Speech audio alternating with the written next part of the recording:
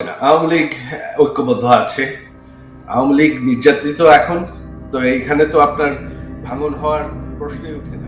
জুলাই বিপ্লবে ক্ষমতাচ্যুত শেখ হাসিনার ছেলে সজীব ওয়াজেদ জয় বলেছেন, বিএনপি চেয়ারম্যান তারেক রহমান প্রধানমন্ত্রী হলে তার সাথে আলোচনায় বসতে আর কোনো আপত্তি নেই। বারবার বলেছি, এখানে আমার মা নিজে ব্যক্তিগতভাবে জুলাই 24 সালেই যারা নিহত হয়েছে তাদের পরিবারদের সাথে দেখা করেছে। সাক্ষাৎকারে জয় বলেন, আমি সবসময় উন্মুক্ত। আমি এমন একজন মানুষ যে সবসময় আলোচনায় বিশ্বাস করে।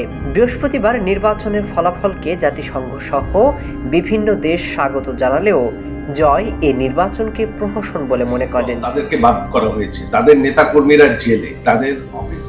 এমন নির্বাচন টেকসই হবে না এবং ভবিষ্যতে রাজনৈতিক অস্থিরতা সৃষ্টি করতে পারে।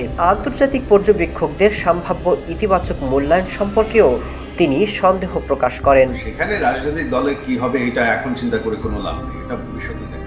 বাংলাদেশে যাওয়ার কোনো ইচ্ছা আছে কিনা তা জানতে চাইলে জয় বলেন, অবশ্যই একসময় ফিরব।